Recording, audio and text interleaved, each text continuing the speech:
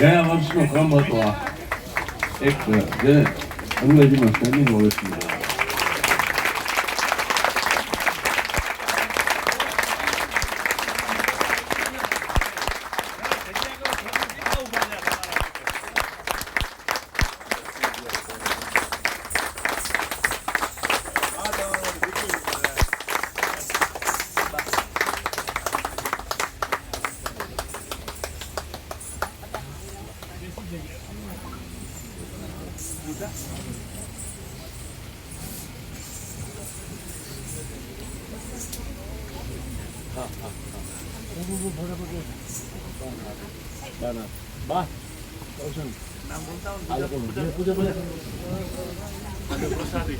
બાના હાથે જ આપણે આ ચારે દીકરીઓને સન્માનિત કરીએ.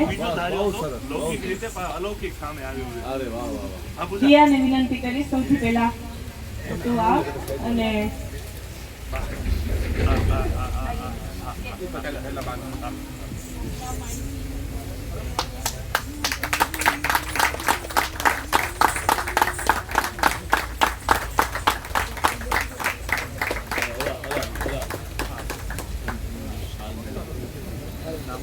પ્રિયાને વિનંતી કરીશ કે બાના હાથે જ એ પ્રસાદી સ્વીકાર કરશે. પ્રિયા, ત્યારબાદ તથ્યા,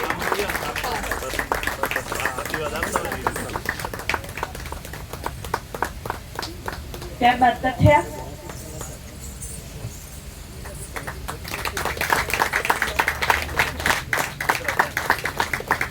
કિન્નરી,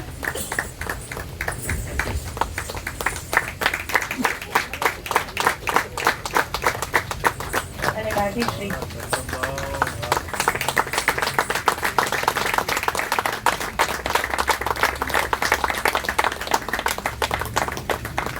સાક્ષાત રામ, સીતા, લક્ષ્મણ અને હનુમાનના દર્શન તમે તો કરાવી દીધા. હવે ભાવમાંથી બહાર નથી આવતા હજી.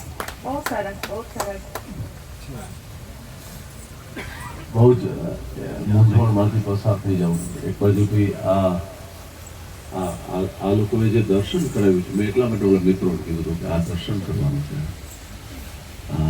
આ દીકરી તમને શું કહું મારી માં, અને હું એક આ પ્રગતિબેન જે દયાળુ કહેતા હનુમંત મત વિશે વાત કરી હતી કબીર, કે હનુમાનજીનું જે સ્વરૂપ છે જે એ એક ડાળ પરથી કૂદીને બીજી ડાળ પર જાય છે, અને પેલી ડાળીને ઠેલો મારે છે અને બીજી ડાળીને પકડે છે. બેનું જે ઝૂલવાનું છે એ હનુમંત મત જે સંગીતનો પ્રકાર છે એમાં એક સ્વરમાંથી બીજા સ્વરમાં એ જાય છે, ત્યારે બંને સ્વર એ રીતે આંદોલિત થતા હોય છે.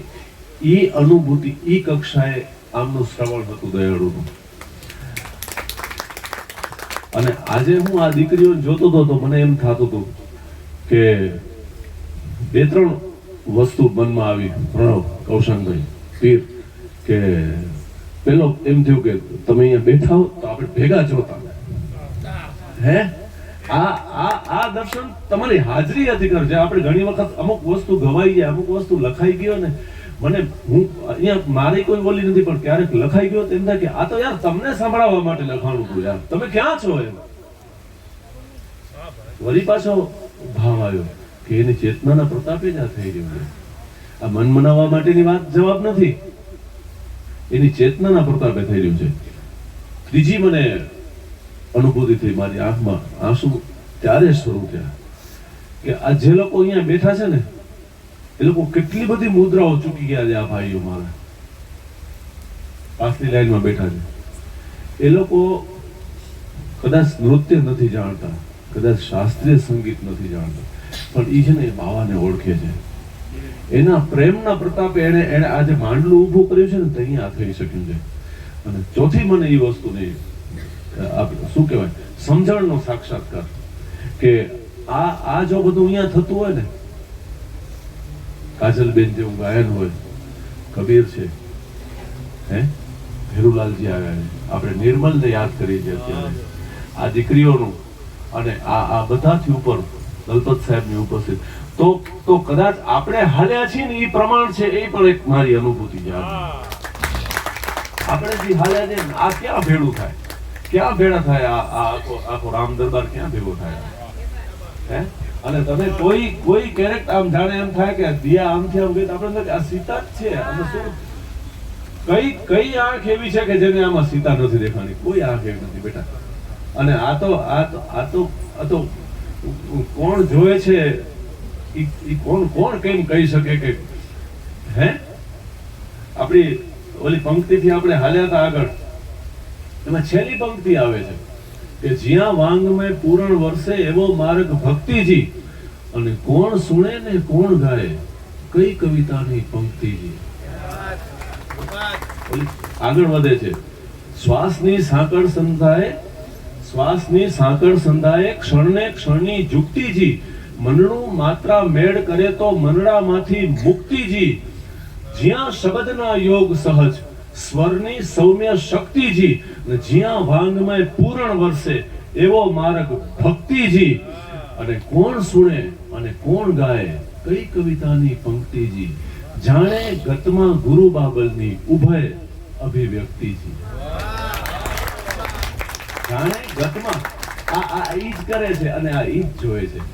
આની રચનામાં આવ્યું ને, શિવજી નું સ્વરૂપ એને સફાઈ કરી દે છે, એને નવડાવે છે, પછી એની આરતી કરે છે, પછી એના દર્શન કરે છે, પછી એને વંદન કરે, પછી એની પાસે માંગે છે સુરક્ષા રક્ષા. તો પોતે જ કર્યું છે. આ એક જ અસ્તિત્વ છે. એ પછી લિંગ સ્વરૂપે છે કે પૂજારી સ્વરૂપે છે એ ભેદમાં પડવાની જરૂર નથી. અહીંયા પણ આપણે બધા એના ભાવકો છીએ કે આપણે આ શિવ પરિવારનો ભાગ છીએ, એ કરવાની જરૂર નથી. આપણે આગળ વધીએ. હવે આપણે દલપત સાહેબનું, અને મને સ્પષ્ટ સૂચના આવી છે